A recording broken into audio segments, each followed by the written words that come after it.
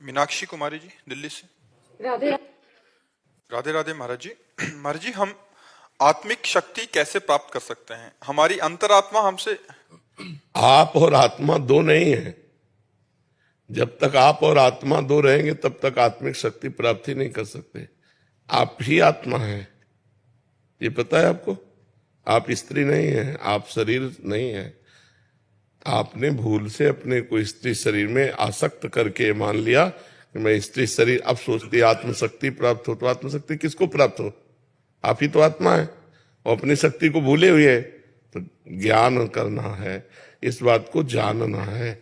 जो ज्ञान प्राप्त कर लेता है आत्मशक्ति संपन्न हो जाता। हमारी आत्मा संतुष्ट और खुश कैसे होगी? आत्मा तो हर समय आप्त काम है, उसको कोई इच्छा नहीं, तो वो संतुष्ट ही है। वो भगवान का स्वरूप है, इसलिए प्रसन्न रहती है। ब्रह्म भूता प्रसन्न आत्मा न सोचत निकाक्षण, वो तो अखंड प्रसन्न है। अब मन की बात करो आप, मन कैसे खुश रहेगा, प्रसन्न है? आत्मा तो प्रसन्न ही है। आत्मा का स्वरूप है अखंड प्रसन्नता। आत्मा का स्वरूप है आप्त काम, कोई कामना नहीं।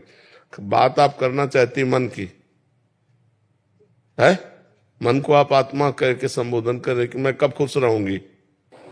मन खुशी नहीं रहता है। मन खुश नहीं रहता। हाँ, चूंकि अज्ञान से युक्त है तो कैसे खुशी रहे।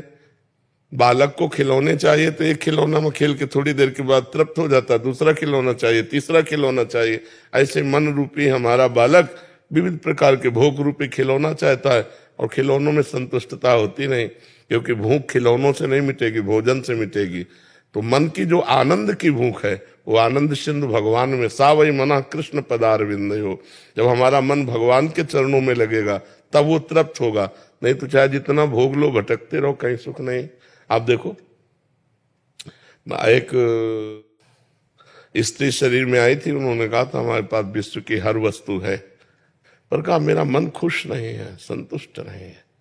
तो मन रुपया पैसा पद प्रतिष्ठा भोगों से खुश थोड़ी होता है।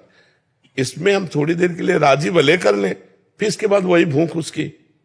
जब तक भगवान नहीं मिलेंगे तब तक ये भूख नहीं मिटेगी। तब लगी कुशल न जीव कहूं, सपने हूं मन विश्राम। जब लग भजत न राम कहूं, शोक धाम तज काम।